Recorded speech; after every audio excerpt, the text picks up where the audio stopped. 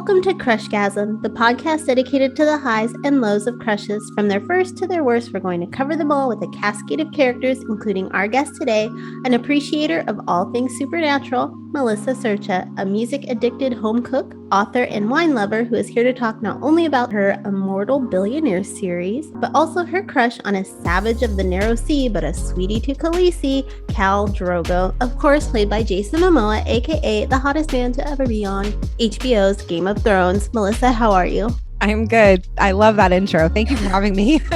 You're welcome. I'm excited to talk about all things Jason Momoa and your book. Yes, me too.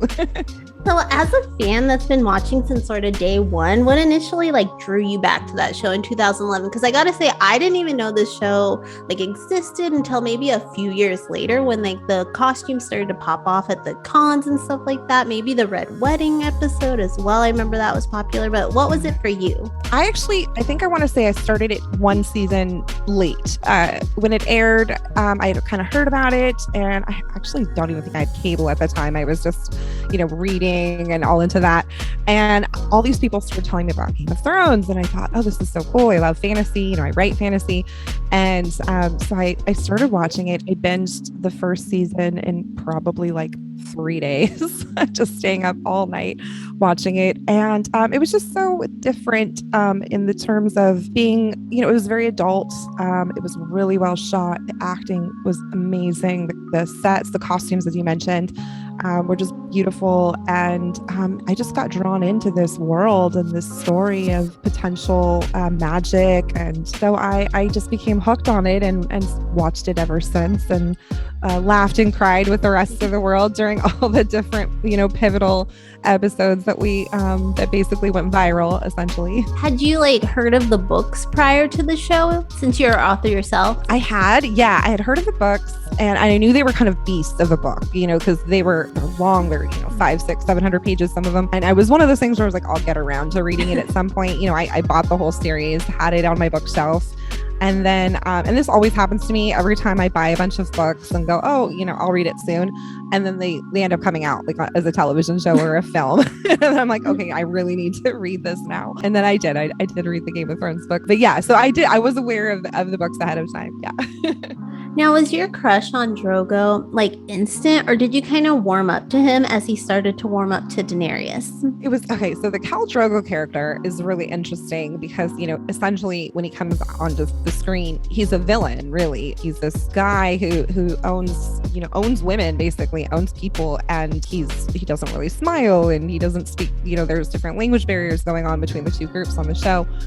And he just comes across as mean, but the man himself is absolutely beautiful, right? So you're I really don't want to think he's attractive, but I can't help myself. I'm thinking he's super hot. But what I loved about the show is they didn't prolong that storyline as far as keeping him mean. I felt like they actually moved his character arc along pretty quickly. Within a few episodes, they were in love, and he was treating her like the queen that she is, Yeah, he did kind of warm up to her. I was reading about it, and that's good because, when you see him at first, you're that guy's really scary. Yeah, scary, but you're also oh, that's kind of hot at the same time. Oh, for sure. He's gorgeous. It's Jason Momoa, but is he the type of person you're typically attracted to in terms of TV and movie characters, that kind of brooding, muscular, maybe misunderstood guy? Probably, I would say. I'm not sure. I guess, aside from him, some of my more favorite TV character crushes is Jax Teller from Sons of Anarchy, Uhtred from The Last Kingdom. And I think it's just, it's this combination of sort of kind of you're a villain, but not, kind of teetering on the edges of being good and evil. They're really loyal to the people they love and to their, their families. They won't shed any mercy to anyone that crosses them. And there's something I think attractive about that. And, same with the villains that we love, in the different novels and stuff that we write and read. And, Klaus Michelson is another one on the originals. That was my favorite. Oh, good. Awesome. Yeah, I love Klaus. Anytime anyone asks me who's your favorite vampire, I always say Klaus. Because you do see like this other side of them, and you see how they treat like, the people they love, and even though they do horrible things, and it's fantasy, it's fun, it's not real life, so it's fun to kind of get lost in that. So I think that Khal Drogo was just more about like his presence, just he had this presence, and then he kind of like was this tough guy who totally just melted like butter for Khaleesi. So I talked to an artist recently, and it was about her crush on an artist, Caravaggio from the Renaissance, and yes, a master of art, but he was like a really bad guy. Like there's murders in his history and all this like bar brawls, and we're talking about like it's just like bad boys are just, there's a magnet to them. Like we're just drawn to them for no reason other than maybe the mystery of unlocking like what makes them so bad. Yeah, I agree. And I think it's like this whole, and I see this a lot of authors talking about it, especially in like the dark romance, genre. There's this allure to like this villain type character who's, good looking and, has it all together and can literally, can kill and do all these crazy things, but yet he doesn't do that to you. You're like the only one that he will like put on a pedestal and treat you like a queen. And I think women, not all women, but a lot of women, like, we like kind of gravitate towards that. It's kind of sexy. It's alluring. It makes you feel special, when you're immersing yourself and into those types of worlds and like putting yourself in the female character's shoes or the males if it's reversed or whatever. Do you think that's part of the draw too, is being able to put yourself in that fantasy of being the only one they're kind of good to? Yeah, absolutely. Yeah. Because I think like, a lot of us too, like, we've talked about it in different forums and amongst girlfriends and stuff, they're, in real life, if we would not date someone who was like, a serial killer or, you know what I mean? Like none of that would actually happen in real life, but there's something about the safety of it, in the fantasy, because you get all the good parts of it, all the seduction and all the, the juiciness of it without actually like dealing with any of the real life consequences. So that is definitely part of the fantasy for sure. Another fantasy that they have with like Game of Thrones really put out there was like they had some pretty steamy scenes from what I remember. And you also write some pretty steamy stuff yourself. So from your perspective, do you think Game of Thrones went far enough in that regard when it was on the air? Or do you think they could have pushed things a little further in the sexy department? That's such a great question, because at the time that I was watching Game of Thrones, I actually wasn't writing anything too steamy, at the time. I hadn't really gotten into that genre yet. I was more in the whole like quest, adventure with like a few love scenes thrown in. And so at the time when I was watching Game of Thrones, it was very shocking to see it on the screen. Some of those scenes like in the brothels, because, nobody had ever really pushed the limits to that extent before on like a regular network cable show. That was, some of it was borderline pornography at some point. Now that I write stuff that's similar, looking back, I do think they could have pushed it even more, not in different areas, not so much with the gratuitous stuff, right? Because I do feel like there was some stuff that didn't really need to be in there. It was just like, let's get some women naked and have them make out for the benefit of, whatever. And I feel like they could have pushed it in more of like the couples, like, in some of the romances that were happening on the show. They kind of cut those types of scenes a little short. Like when Jon Snow finally, has sex with Khaleesi, actually, and many seasons later, I felt like it was a very quick sort of fade to black type of a scene. So I definitely think they could have pushed it a little bit more with some of like the romance aspects of it. Speaking of romance and all this, like you're a Game of Thrones fan, but you're also a writer. I have to ask, have you ever gone down like a Game of Thrones fan fiction rabbit hole? I have not. It's one of the things I haven't done yet is I haven't read any fan fiction from like anything. And I know about it. I know people that write it and I know people that love it. But yeah, have you read fan fiction? No, it's never been my thing. I grew up in like the emo scene, and it was really big for people to do that with certain bands. And it was just never up my alley. I'm not I read really slow too. So reading anything online, I'm like, this can take me Yeah, like I need a book. If they put it out in a book form, I'd probably do better. I like to hold things. Yeah. Like online, I'm not real. Like BuzzFeed's as like much as I can read Yeah. at length. That's Put funny. a couple like gifs and memes in there to break it apart. But yeah, I need a physical book. Yeah, I like physical books too. I like both. I used to be like really anti electronic devices for a while, just because also it hurts my eyes. I wear glasses for reading, and so after a while, like the screen glare, gets to me. And then there's just nothing better than smelling a paperback, like just having like a real book in your hands. I'm Gen X, so I grew up without internet and all we had were books, actual books. And so, it was harder, I think, for people of a certain age to like make that transition. Whereas like younger people now, like that's what they grew up with. That's what they know. But now that I've gotten used to it, I actually love my Kindle, and I love Kindle Unlimited, and I read quite a bit when I'm not like furiously writing. But I was proud of myself. I read like 3 books last week. Oh my, in 1 week. Yeah. Dang, Yeah. that'd be like my whole year. Oh my God. Yeah. I couldn't go to sleep. I started reading this series called The Zodiac Academy, and it just like, I'm obsessed with it.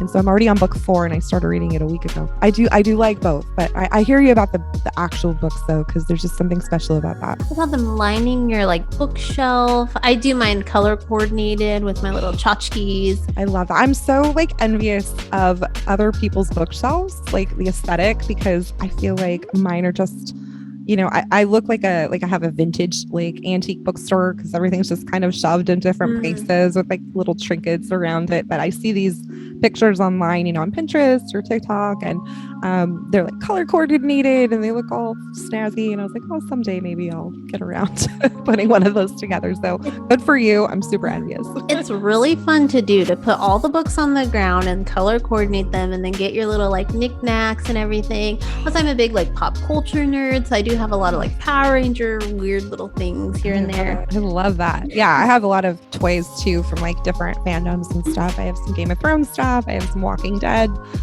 stuff as well, and Sons of Anarchy. And I love like when I go to Comic Cons, especially I just like spend way too much money and buy all those little knickknacks to display all over my house.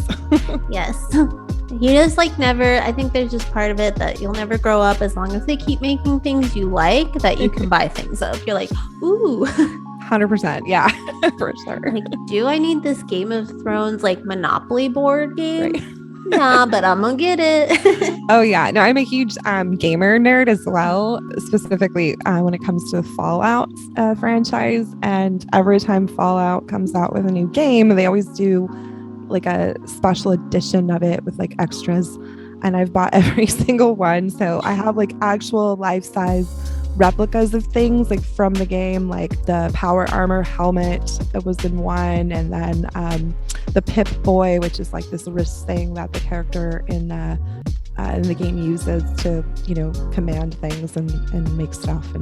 And so I'm a total nerd at that. And my boyfriend's like, he's super like not into that kind of stuff, which is so funny. It's like the opposite that you would think. And he thinks it's hilarious that I have like all these like toys all over the house.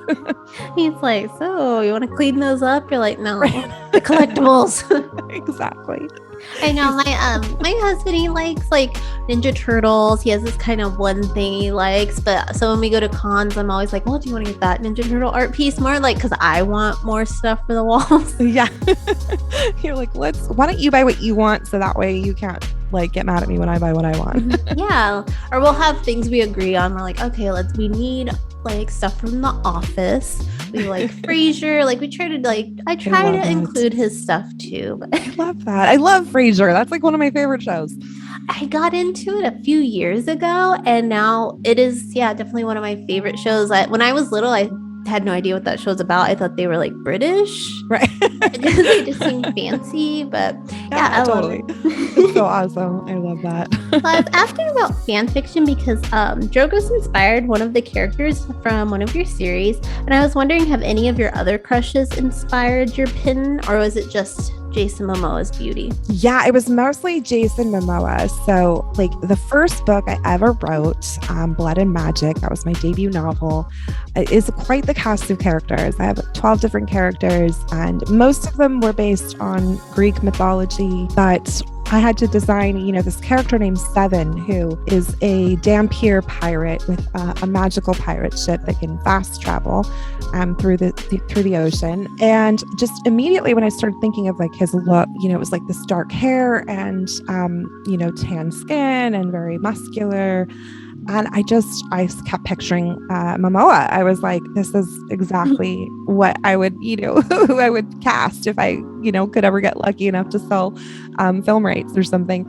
But yeah, he was just literally encapsulated, I thought, like the perfect charm and image of my character Seven, in the book. And then the rest of the characters were just like some more like, Greek mythology. There is a British actress named Katie McGrath who was on a show called Merlin for a really long time, and she's been in a ton of other stuff since. And she actually, her look inspired a little bit my main female character in that book, which is her name's Gray. And I just always pictured Katie McGrath, playing her if it was ever to hit the screen. But yeah, no, I mean, Jason Momoa has, and what's funny about the character of Seven, because how I envisioned him is kind of similar to how they've come up with Aquaman. And I saw him play Aquaman and I was like, oh my God, I already thought of him being in the water on a pirate ship. And now they've cast him for Aquaman. It was just, it kind of cracked me up. I know, I felt like I kind of like foresaw it or something, but and then the other part of the character was actually based on a real pirate from history that existed named Henry Mainwaring, who was a nobleman turned pirate and then turned back nobleman after he decided to correct his evil ways or something like that. So I took parts of that history and then just the look of Jason Momoa, essentially, Now, did you know who Jason Momoa was before Game of Thrones? Not entirely, no. I mean, I remember thinking he looks really familiar. And then, of course, you do like a quick internet, stalk and you're like on IMDb and you're like, who is this guy? He's super hot. And I did see that he had been on, I think it was like a sci-fi show that I had never gotten into, but I remembered seeing the promos for it. And so I had definitely seen him before, but no, I didn't really know who he was. I think Khal Drogo really put his career, on the map. And I mean, the fact that he's married to one of the hottest women in Hollywood as well. She is some type of like, there's witchcraft. I'm like, she's too beautiful. How does she do it? She's like in her 50s. She never seems to look any different than she did on the Cosby Show. You know what I mean? Like and she's always like really cool. Like she's like not bothered by anything. None whatsoever. She just looks like such a chill person. Why would she be bothered? She had Lenny Kravitz, and then she had a beautiful child, and now she has like a beautiful husband. Right? And two more. I think they have two more beautiful kids. And her daughter Zoe is absolutely gorgeous too. And talented and just like everything. She's amazing. She's 53 years old. That's unbelievable. I mean, I swear she doesn't. I mean, I also feel like that 50, like what we perceived as 50 when we were way, way younger is so different now that as I get older, I'm 42. So when I think of 50, it doesn't seem, I'm like, that's that's coming up for me soon, at some point. And I definitely think that, but there are certain women, like J-Lo is another one who just is like, this is like you said, it's like witchcraft. Like, how are you this beautiful all the time? I think there was a thing, there's like, of course, BuzzFeed, I was reading my literature.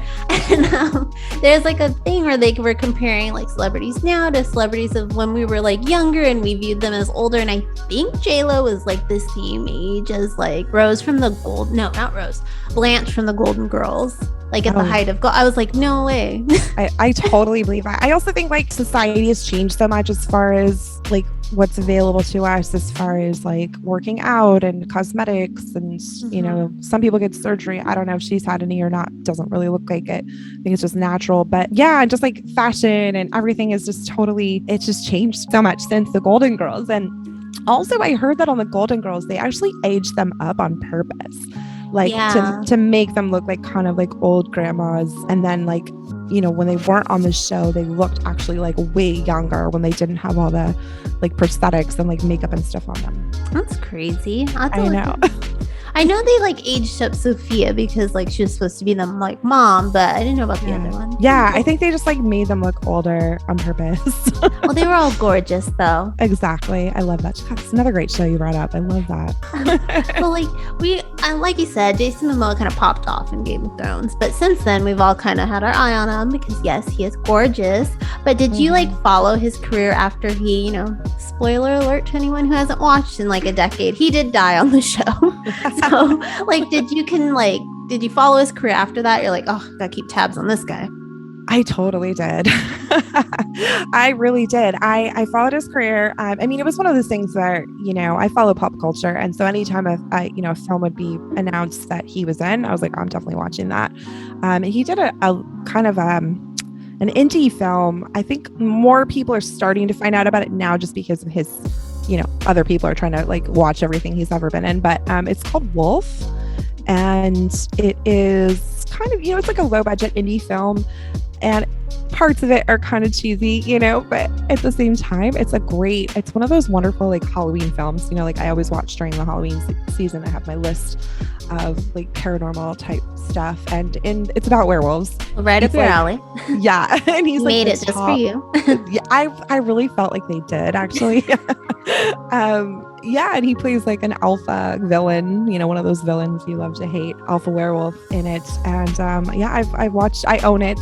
I bought it off of Amazon Prime and watch it frequently. So yeah, and then his latest movie that just came out on Netflix, Sweet Girl, that was really, really good. Totally. I'm not going to say anything because I know that there's a twist. There is a twist in the movie, and I know that there's a lot of people that still haven't seen it. So I'm not going to give away any spoilers on that because it's mind blowing. But that's a really, really good film. So if people like kind of mystery, suspense, and you like Momoa, definitely check out Sweet Girl on Netflix because I was like, whoa, this was super unexpected and stuff. But yeah, no, I love watching him and stuff. I think I've also noticed like his acting is better. Not that he wasn't a good actor before, but like I feel like with everything he does, and I'm sure that's true with any actor, just like any industry, you get better and better at like your craft and stuff. So yeah, he's a good actor. He's fun to look at, and and I met him once actually. I was gonna ask you next, like, how was it going? You went to Emerald City Comic Con, and you finally, like, what was it like? What was it like to be in his presence? 6'4". Oh my god. I mean, I literally so. It's like he was like a god. I'm not even joking. I almost like passed out multiple times beforehand. I got like way too worked up over it. So I was there with my best friend. She lives in Seattle, and so she was always like, "You got to come to Comic-Con over here." And I'm like, "Yeah, totally." So that was the first year her and I went together, and I saw that he was going to be there, and Aquaman hadn't even come out yet. And while he had like a huge fan base at the time, it wasn't quite like even as big as it is like right now, right? This was like probably 4 or 5 years ago that we went. And I think he was there to promote, like the buzz of Aquaman. So, but I'm there going, oh my God, this is Khal Drogo from Game of Thrones. And so, I know you've probably done photo ops, right? I've never done one there, but I've met people, but I've never done a photo op, but I've seen them. So photo ops are interesting because they're different than actually like when you go to a Comic-Con and there's that room where like all the celebrities are just sitting at tables, right? And you can get their autograph or take a selfie. It's a little more intimate where you can kind of like chat with them for a few minutes. Photo ops are a little different. They're in a separate room and you wait in line with a bunch of people and they tell you like it's quick. Like they have to get everybody in. So you don't have time to really have a conversation. Sometimes you don't have time to like even breathe. You're like, what is going on? This is happening so fast. And so he was my first photo op ever out of any, all the cons I've been to now. So I'm standing in line and I told my best friend, I was like, you have to go with me because I think I'm going to pass out if I'm by myself. I need you there to like pick me up off the floor, jokingly, of course. And she's like, yeah, of course. So we get up there and it was kind of funny. So he's standing there and not like looking like like it's real life. Like you're just like, is this really happening? Am I dreaming? And they were like, okay, you know, you show me your little ticket, and I started to go up there, and I was like, hi, and he didn't say anything. He just kind of looked at me and kind of like nodded, like very Khal Drogo-ish, and I'm like, oh shit. So so I stand next to him, and he just like put his arm around me and like pulled me to him, and we're just standing there, and I'm waiting for my best friend Renee to come into the photo, and the lady didn't realize that she was with me. Like she thought she was going next after me, so they were like having this discussion about it, and meanwhile Jason Momoa and I are just like standing there awkwardly, like we look like we're posing for like a prom photo or something. And the camera guy's confused. I can see him kind of like looking around going, what's going on? So finally, my friend, she comes scurrying in. She's like, my bad, I'm here. And gets on the other side of him. We take the photo. And then by the end of it, he's kind of chuckling because, you know, it was this weird, like awkward moment. And I was like, thank you. And he just kind of like nodded again, like very Khal Drogo-ish. And I was like, this is surreal. I mean, he never spoke. He like actually never spoke. And we just walked away like fanning ourselves and was like, I think we were in the presence of a god. It's weird he didn't speak. Maybe he was like just trying to like play the character up. Yeah, or he was nervous, or he didn't know what was going on. I don't think he had done many cons prior to that because, like I said, this was about 5 years ago or 4. But yeah, so I don't know. It was funny, and it was amazing. And I have the photo, and I think it is a little intimidating to maybe be him and know there's this line of people that just like want a picture. That's like all they want with you is a picture, and you're just like, oh, it's kind of overwhelming. I could see being nervous. Yeah, I think it could be like intimidating because it was literally just a line of like thirsty women, you know, like that was it, and everyone was just like, you know, waiting to get their moment to be next to him. And I think that could be very, yeah, no matter how good looking you are, how famous you are. I mean, it's just looking out to a sea of people that are just like obsessed with you. Yeah, I could see that would be very nerve-wracking. And he's by himself. Like I've done meet and greets, but it was like with the Backstreet Boys. So there's 5 of them. So they can kind of play off each other and everything. And they've been doing it, God, over 20 years. So they're so used to it. Yeah, totally. Like, yeah, that's like their thing. Like that's what they do. I mean, boy bands especially, that's like their bread and butter is meet and greet. And they know exactly. They know you want to stand by your favorite member. They let you move them around. They totally get it. Oh, that's sweet of them. You're like, get out of my way. I don't want you. I want the other one. Yeah, you can. Well, it's like me and my friends will be online, and you can like see people, and you're like, oh, I hope this one's. Oh, I hope they move them so I don't have to move them. Oh, my favorite's not. Yeah, and they go really, really fast, but it's fun. That's awesome. I love that. Yeah, photo ops are really fun. But I will say, for anyone listening, if anyone hasn't been to a con yet or has only been to a couple, I definitely recommend doing, and I don't know, to be honest, if this is going to change with like the COVID restrictions, but I would recommend doing like the table selfies instead of the photo ops, just because it is a little more personal. They're just kind of sitting behind a table casually with like usually their publicist or whoever, and they will actually just like chat with you a little more. There's not this rush to be like, all right, take your picture and, you know, and go because the next one's coming. It's just like way more casual and laid back. And I've met some really, really cool favorite, you know, actors and comic book people that way, and actually had like fun conversations with them too. And some of them will like do video with you, like I'll put the video on your phone and like take quick videos. So yeah, I highly recommend that. Have you ever met Klaus? No, and that is like my mission. You know, here's the funny story. I went to the Vampire Diaries convention a long time ago, and it was like, you know, when everybody was still on the show. I want to say it was even before the originals got their spinoff. I think they were still on the Vampire Diaries, and my sister and I went, and it was a blast. It was really fun. And like Damon, you know, and Stefan and were there, but the only Michelsons that were there were Elijah and the mean one. Not Rebecca, not Klaus. I'm totally blanking on his name right now. The other brother. I know which one. You know who I'm talking about. Yeah. And anyways, they were the only ones there, and I was so disappointed that Klaus wasn't there because, you know, he's my favorite and stuff. But I've seen that he's doing more. I think they still do Vampire Diaries conventions, even though the show isn't on anymore. And I get the emails, you know, because once you go to one of those, they send you emails for life. And I've seen his name pop up on a couple of them, and I'm like, oh my God, I need to go. I don't even know what to do. I didn't finish the show because they moved it to Friday, and I was like, I don't know where it is. God dang it! And I was like, no, I hate when they move my shows. So I didn't finish it. I think it's on Netflix now. I'll have to get back into it. But yeah, because I was writing reviews about the Vampire Diaries right before the original characters started to like pop in. Okay. So then when they came, I was like, oh my God. And then they got that spinoff. I was like obsessed for a few years. I was like, oh, Klaus is everything. So yeah, he really is. So we're going to end this part of our little chat talking about like going into our imagination. So this isn't going to be hard for you. You're a creative person, so I have faith. So say you and this Jason Momoa, you could be together. So other than eating like a nice Sicilian meal and drinking wine every night, like what would your lives be like together? I think I would have to probably learn to love the wilderness. I'm not much of a nature girl, but if anyone has ever seen his Instagram account, that's kind of, I think, what him and his family are really into, hiking and nature trails and, all that good stuff. So yeah, I think it would be like me, like having to not be such a diva, be like, ew, gross at every like bug or piece of dirt on the ground and have to learn. But, he would teach me his ways of the wilderness and, we would be safe and protected because I think he's probably the biggest thing in the woods, outside of a bear or something. But yeah, I think it would just lots of laughter and love, and my boyfriend's going to kill me if he ever hears this podcast.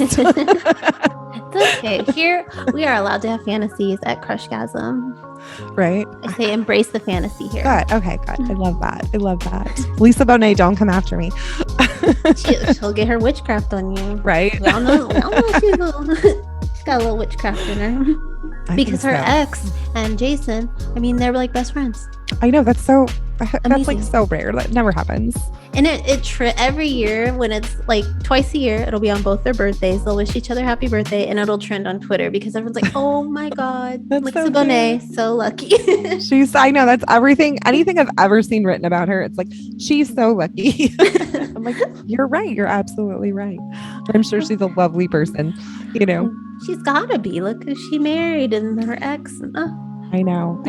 Yeah, maybe my crush is more on her. I don't even know. I did talk to someone about their crush on SNL's Pete Davidson, and we kind of got into maybe it was just her love of Ariana Grande. That's so funny. Yeah, I love both of them too, actually. Yeah, Pete Davidson's hilarious. His stand-up I saw last summer, and it was quite funny. And Ariana, I've seen her on the new Voice. I don't know if you watch The Voice, but she's fitting in nicely as the new coach. Good for her. They always rotate. I was kind of like, whoa, when Adam Levine left, I was like, I thought he'd be like a lifer, but he had other things to do. I know. Yeah. So now it's time to pull ourselves away from Jason Momoa's beauty. I know it's hard. But we're going to talk about what you have going on. So you came up, first of all, in a pretty like artsy home, and you even started writing at 9. You said it was like this therapeutic thing, but you didn't like head into that career right away, right? Like you just started writing in the last few years. So like, what were you doing before that first series came to mind? Oh my gosh. Yeah, I grew up in the restaurant business. So both of my parents have, always done restaurant work, managing, bartending, serving, pretty much everything. And so from a very young age, that was really all I knew. I've literally done my homework at the restaurant, like that my mom was running at the time, So you get sucked into it. My sister did as well. My sister still kind of, goes back and forth with the restaurant business and her creative pursuits. And it's a great business. It's a rewarding business. It's where I've met like some of the most amazing people, like the best friends that I have now are people I met in the restaurant industry. And I love it so much. And so that's kind of what I was doing. I did, for a while, I did hair. I got my cosmetology license and I did hair for about 6 years, hair and makeup. And that was really fun too. So I always liked doing something creative, even if it wasn't like my main job. I was always doing something creative in the background. And yeah, I started writing poetry from a very young age and then got into songwriting. I sang, I danced, everything in the arts that I could possibly do. I tried. Some I was really good at, some I wasn't so much. And I always had story ideas. I wrote things down, little ideas, snippets of dialogue, but never like a fully formed actual, novel. And when I was like 35, maybe a little earlier, 34, I was working this really stressful corporate job. I was the general manager for one of the biggest spas in the town that I live in.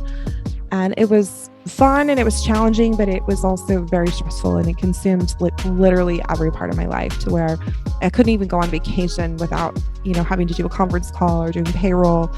And it just really started to drain me. And even though the money was good, it just wasn't fulfilling. And so I finally came to the decision that I needed to really focus more on my creative, pursuits. So I started writing Blood and Magic, and it just kind of came to me over a culmination of, 35 years essentially of, reading Anne Rice and Stephen King and watching Vampire Diaries and Bram Stoker's Dracula and all these just different influences, that enter into your mind and inspire you. And I just formed this plot, and it was my first novel. It took me about 4 to 5 years really to write, from beginning of it to editing and perfecting it. And then I sold my first novel, which is very rare. So I don't want anyone to think like, oh, that happens all the time. I had tried to pitch it to agents, and agents weren't interested. I got some rejection letters. And so I decided to go the small press route that was more niche-y. And they have more, I think, of an appreciation for vampires and paranormal romance. So yeah, I got it sold to City Owl Press. And then they wanted me to do the whole series for that, the Blood and Darkness series. And then I did a spin-off series with them. And then last year during the pandemic, I decided to delve into more of the dark romance, the steamier romance. And then that's when I went indie with my Immortal Billionaire series. And yeah, that's kind of like, in a nutshell, long story short, kind of how I ended up here. Well, you mentioned you were like reading Anne Rice and inspired by her and, her supernatural writings, New Orleans, all that.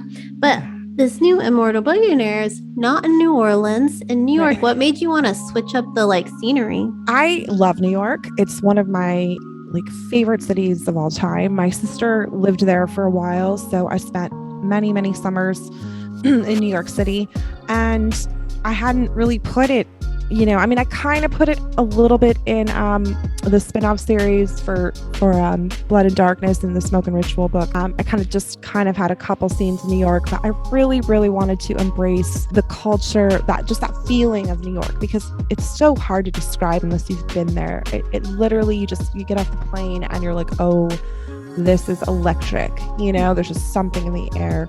I love New Yorkers, and someday, if I'm rich enough, I'd love to have, a secondary home there. It's just a fabulous place. And so I thought, I really want to set a world there. And I feel like with my New Orleans stuff, full disclosure, I've never been to New Orleans. Everything I've learned about New Orleans has just been through friends, Google Maps, watching videos, reading books.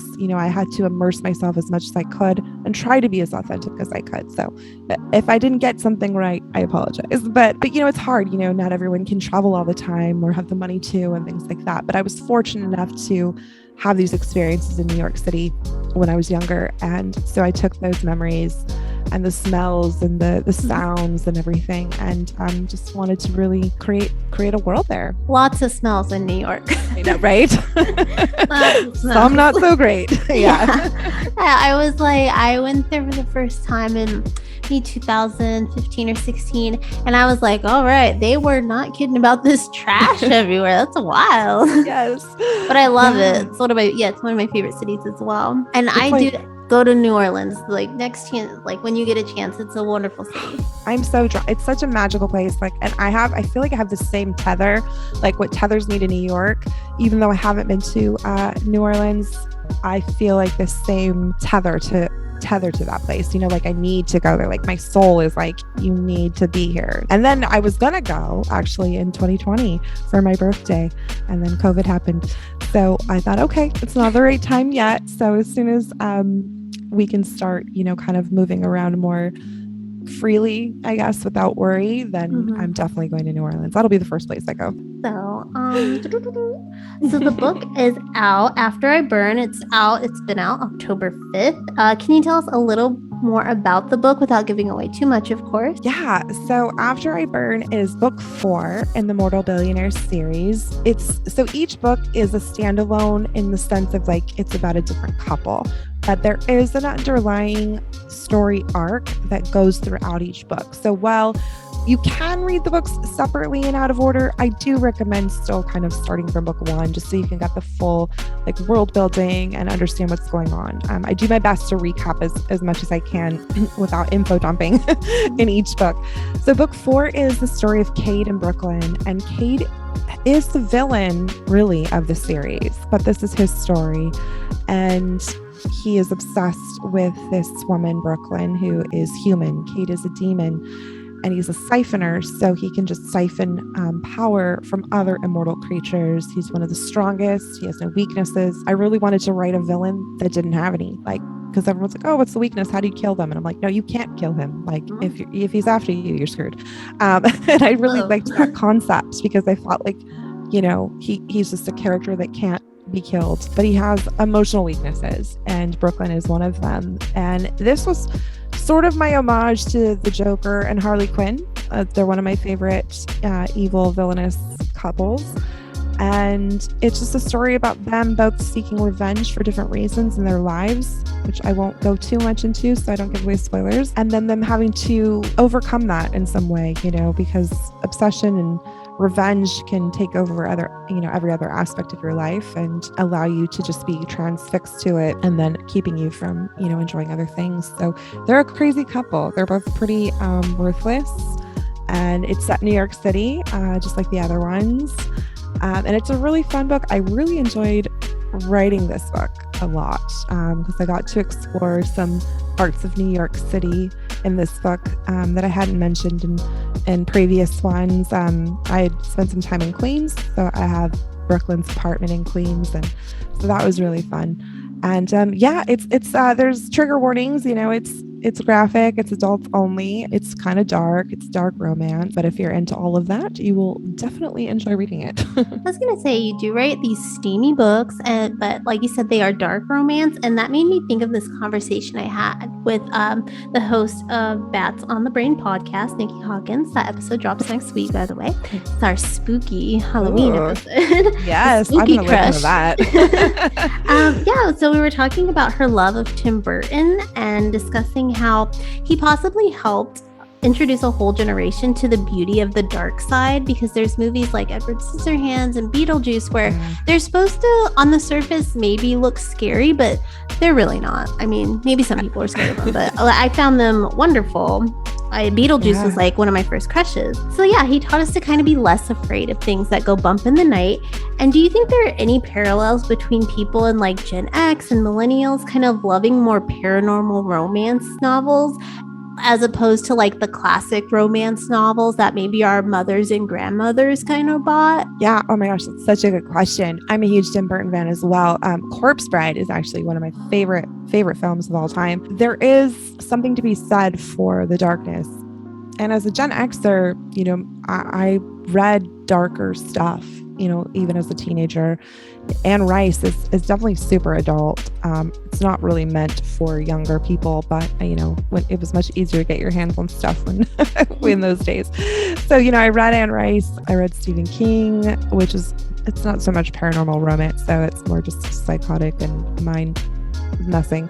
But I think there's this attraction to it, especially now. I see this resurgence of it because for a really long time, I felt like there wasn't a lot of stuff that I related to or that I liked, in as far as literature in that genre. I read a lot of fantasy, of course, like high fantasy, like Game of Thrones type of stuff, or, Harry Potter type things. But there's this sort of like new crazy wave that's happening in dark romance, mafia romance, bully romance, and all these readers of all ages. I mean, girls that are like 18 to, women that are 50s, 60s are all just falling in love and getting obsessed with this genre. And I'm not sure what it is. I don't know if it's always just that fascination's always been there, but there just hasn't been enough content for us to like absorb.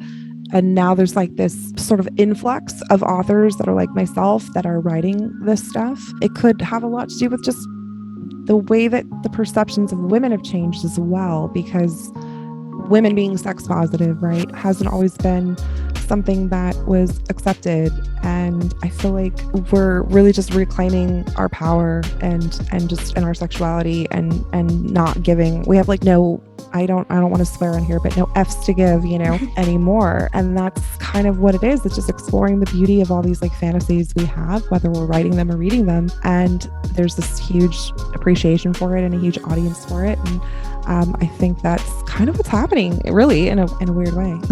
Yeah, I mean, look at the popularity of Twilight and Vampire Diaries, the originals. I mean, they, like you said, there was teens, but there was also older women too. I remember seeing the woman with like the Twilight back piece who had to have been like 50 plus.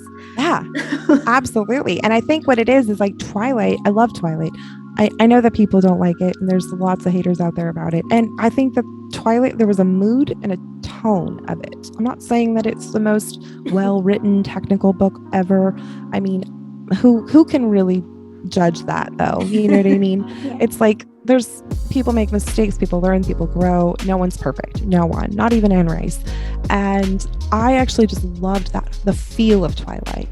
And I think what's happening is a lot of people who also feel that way are taking that feel and that tone of Twilight and just really like amping it up a notch, because Twilight was pretty tame. It was a traditional YA book. There isn't explicit, I mean, aside from the one scene I think that happens when her and Edward first, you know, actually have sex, most of the book is very, very tame. It's very high school. It's very teeny bopper. But I think it was just that mood, you know, the sort of the ominous, the darkness that goes with it. And I think a lot of people are taking that and just taking it to the next level. They're like, we're going to take Twilight and make it like super dark, like darker than ever. Do you think that paranormal romance will ever like push classic romance novels out of the way? I don't think so. No. I mean, I think there's always going to be like waves, you know, and trends that happen where certain genres are, you know, trending higher than the other for whatever reason. But I mean, like historical romance, sweet romance, there's a huge audience for that too. I just don't really delve into it that much. So I don't know that much about sweet romance or historical, but I would say that we surround ourselves kind of like with what we like, I think. And so because like if you're a paranormal romance author or reader and you don't tend to like kind of go outside those lanes at all, then you're probably not going to notice what any of the other genres are doing. But, you know, romance is a billion-dollar industry, and most sweet romance authors that are like bestsellers, they're definitely not hurting for any audience, because there are a lot of people that don't like the darker stuff. It's too triggering. It's, you know, they're just not into it, and they'd rather have like the sweet romance with the closed door, and that's okay too. You know, I mean, if that's what you like, then that's the beauty of it. Is there's like literally a romance book out there for everybody. I did not know that. Romance? I thought you always think of the like classic ones that are like at the grocery store, right? With like the Fabios and everything. So it was the Harlequin, yeah. I mean, the art is like, I love like book covers, so I mean, the art's just so classic on those. So it's like my favorite. I get so excited when I get to like my first thing I do is like, oh, I get a new book cover. You know, when I'm like creating a new story, and I get to plan, you know, and work with an artist on book design. Oh my God, it's so fun. Your covers are really beautiful as well. Thank you. I have to shout out to Sarah Page at Opium House. Yeah, she's amazing. She's such a great artist, and she has a Facebook group too. I think it's called Opium House, and she's getting really, really busy and really popular. Just especially lately, I've noticed. I mean, she's just incredible. Like her covers, she does like pre-mades, but then she also does custom covers as well. And I feel like I just vibed with her right off the bat. Like when I told her kind of just a few things about my vision, I feel like she just immediately gets it off the bat. Like I don't ever have to. Sometimes with cover artists, you go back and forth a few times before you settle on it. With her, I tell her what I want, and she sends me, you know, a proof, and I'm like, yep, that's it, thanks. And that's it. I don't have to like, you know, tell her to change anything. I just like first try, she gets the cover that like I was envisioning. That's super cool. Hashtag blessed. Yeah, exactly. So on top of writing, you also host a podcast. It's called Spoiler Country. Yeah. I like that you have like such interesting guests. You have like actors, but you also have like stunt people too, who I don't think get enough appreciation out there. You're doing a lot of work. So you can talk about like all things that fall under this kind of nerdy Comic-Con-y umbrella. So what made you like want to get into that on top of all the writing you're doing? Seems like a lot. Well, yeah, no, it does. It is. The podcast kind of happened to like me not accidentally, but I was never, I never thought in a million years that I would ever do a podcast or be a host on a podcast. And it kind of resulted from in 2020, I was supposed to go to Emerald City Comic-Con as a pro, and the show got canceled for COVID. And I was like, okay, that sucks. Whatever, just got to keep going. And then I got a email from Jeff at Spoiler Country asking if I would like to come on the show as a guest to just sort of talk about my what I'm selling, because they felt bad that all these artists and creators weren't going to get this opportunity to connect and network with people, due to COVID. So they wanted to give all of us an opportunity, especially us that are indies, just to give us an opportunity to kind of say what we do and try to give us a little promotion, which I thought was really cool. And so I was like, yeah, absolutely, I'll come on your show. And it was like a 30-minute interview. And I just really, really hit it off with Kendrick and John, who are the founders of Spoiler Country and the main hosts. And we kept in contact, and then they had me on again to talk about my books for like a full, 1 hour episode. And we just geeked out about video games, and it was super fun. And so, yeah, like flash forward like 6 months after that, they were like, hey, do you kind of just like, would you like to just join the show and be a host? I had never done it before. And I thought, well, you know what? Why not? I'm home and I like them and I like their show. And I thought this, might be fun. And so I joined them in a couple interviews first, just so I could get like the feel of it. And then they kind of threw me to it. They're like, you got this, like, go do it. And so, my first solo interview was with Derek Robertson, who's the creator of The Boys comic book, or one of the creators and artists of The Boys, and which is now a show on Amazon Prime. And he was amazing and so nice. And I was so nervous to begin with, because it was like the first time just like interviewing, someone by myself. And then he's like this huge major, person in the industry to top it off. Like, no pressure, right? Don't screw this up. He only has like a hit show on Amazon. And but it went so well. And with each interview, I just got more and more comfortable. And then I realized that it was actually something I was good at and I like doing. And so, I'm coming up on my 1 year anniversary with Spoiler Country. And I love like getting to just chat like with so many, like you were saying, so many different types of creatives. We interview comic book creators and musicians, and I interviewed a jazz musician and stunt people and voiceover actors, and I interviewed Taboo from the Black Eyed Peas twice. So it's a pretty fun job. So After I Burn is out now, but do you already have like some ideas brewing for the next book? I do. I'm so excited. I've already got my, the editing schedule ready to go. So book 5 is called After I Obey. And I feel like every book I'm just getting like darker and darker with the dark romance theme. But what the cool thing is the first 4 books of The Mortal Billionaires, the underlying arc I was talking about earlier does get tied up in book 4. So when book 5 starts, that's literally a standalone. It won't have any connection to previous arc other than just, it's like the same world. And I do introduce the main hero in book 4. So that way, when book 5 comes out, you're like, oh, I kind of remember this character being mentioned in book 4.